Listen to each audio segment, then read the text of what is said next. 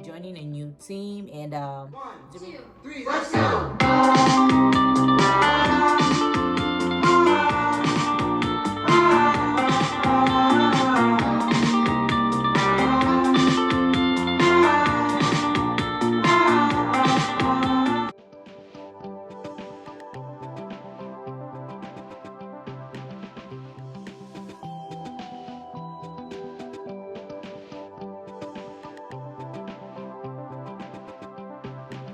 hi everyone, welcome back to my YouTube.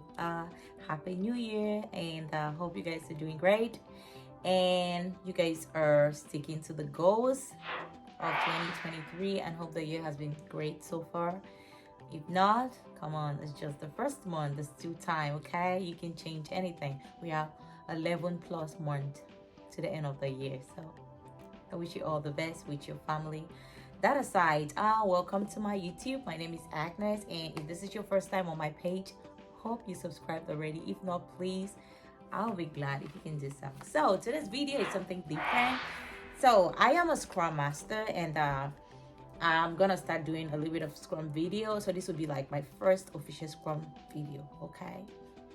So what I want to also talk about today is what I do as a Scrum Master after my DSU. That's a daily stand-up meeting.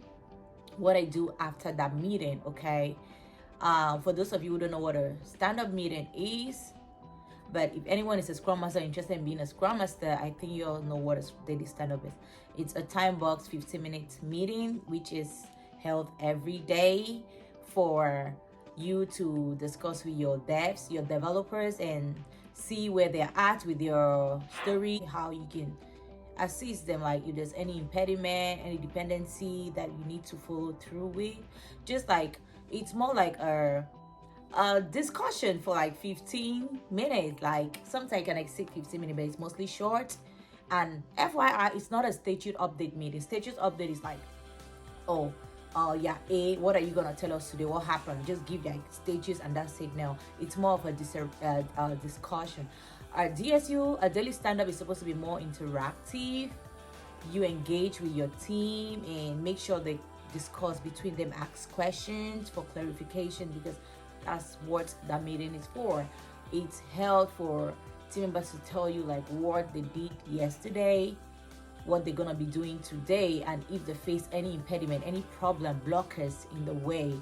And you as a Scrum Master, that's where you come in. When you hear anything like blockers, impediment, that's when your head start ticking like, ooh. So that's where you come in. So let's get started on this video. So for today's video, what I'm gonna be talking about is what I do as a Scrum Master every after my Scrum meeting. So first off, I'm a Scrum Master for 2 teams. So I have 2 teams and the meetings are an hour apart. Sometimes we have like 30 minutes apart because there's a day we have a meeting 30 minutes apart, but mostly it's an hour apart for team A. Take for example, let me just go to an example. I don't want to give the exact time. Take for example, our first meeting probably be at 9 o'clock and the next team meeting is at 9:30, but one time is at 9:30. Then for the rest of the week it's gonna be at 10. So 9 for the first team and then 10 for the second team.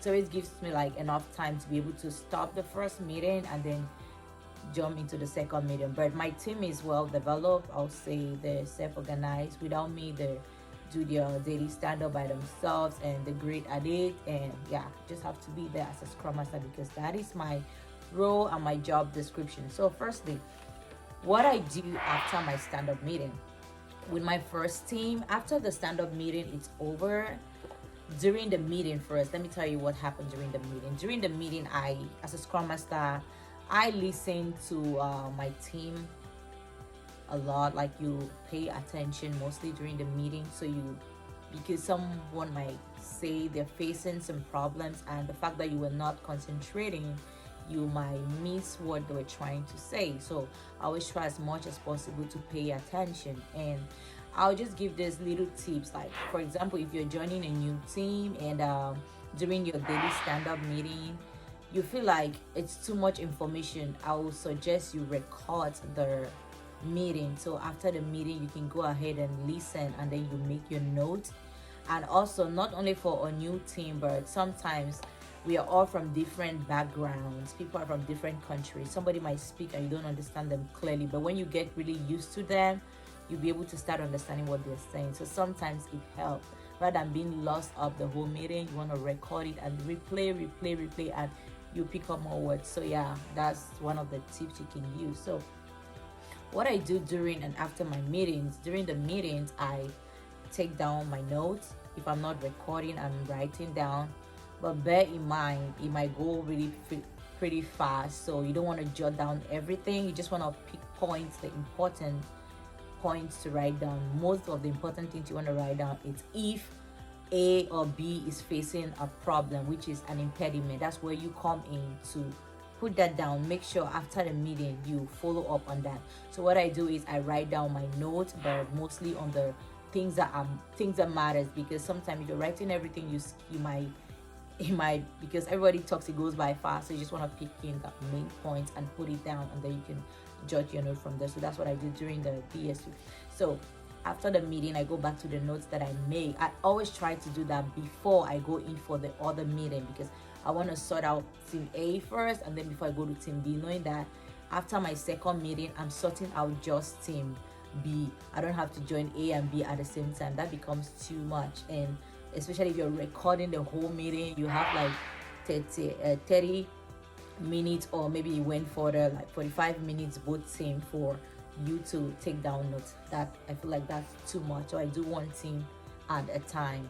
So after the DSU, the daily stand-up meeting, I jot down once I wrote down everything, I go back to my note, reading my notes, and for those that they had like an impediment, I put a star by the name. So when I'm going through my notes, I know that, oh, this person mentioned they have an impediment. So when I put the star, I put the story number, so I can go back to my Jira board and track the story.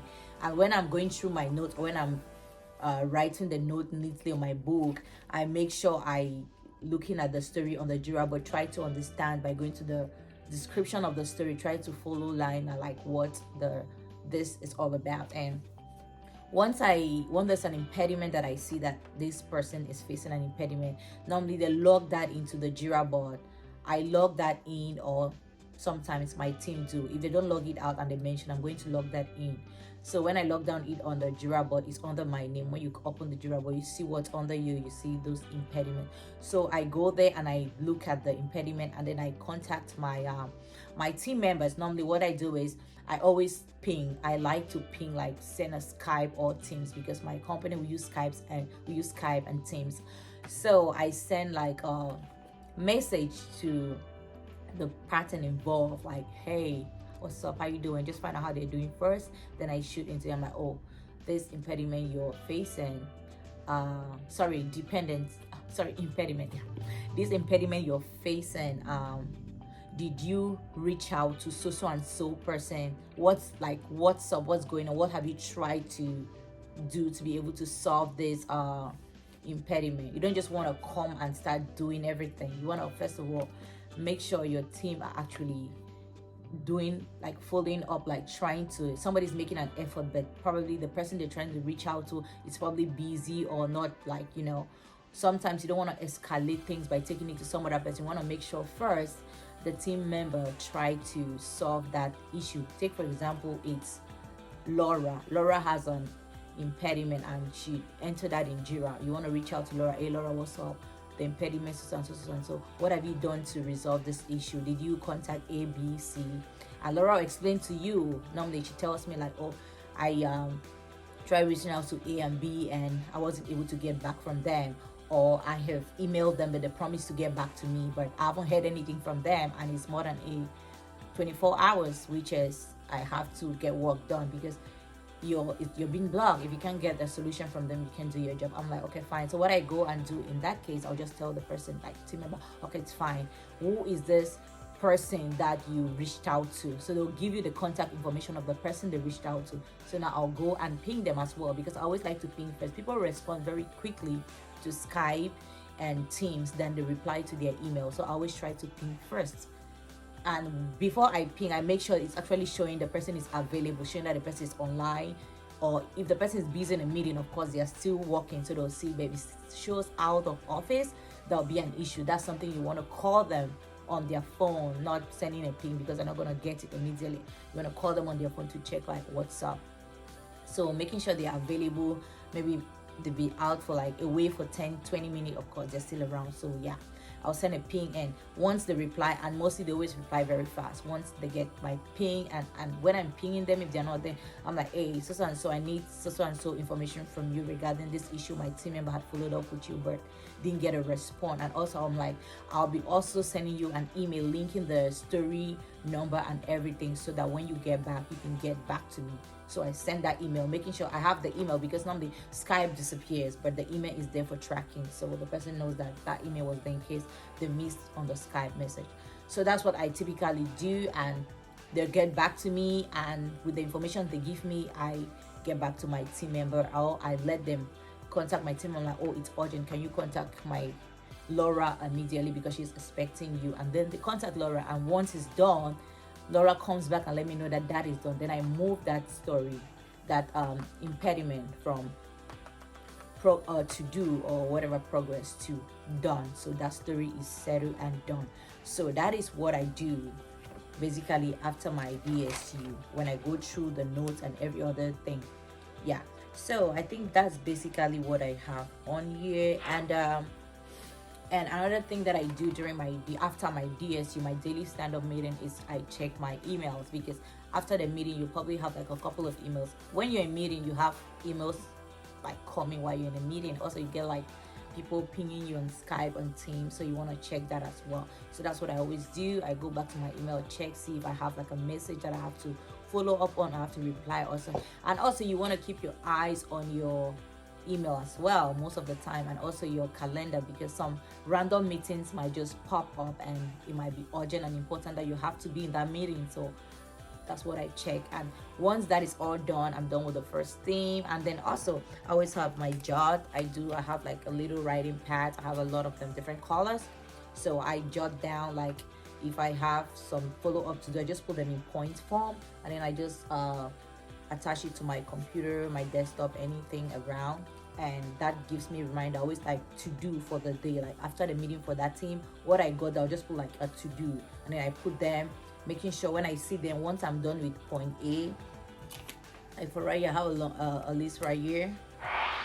So when I'm done with point A, I just go ahead and cross. Point B, I go ahead and cross. So these are the things that I'm gonna do on Monday. So I just put everything on this piece of paper. I'll just go ahead and cross when I'm done with A, when I'm done with B. That way you keep track of everything and you don't forget, because as human beings, we're bound to forget. Everybody forgets. So always good, make it as a habit to always write down, jotting.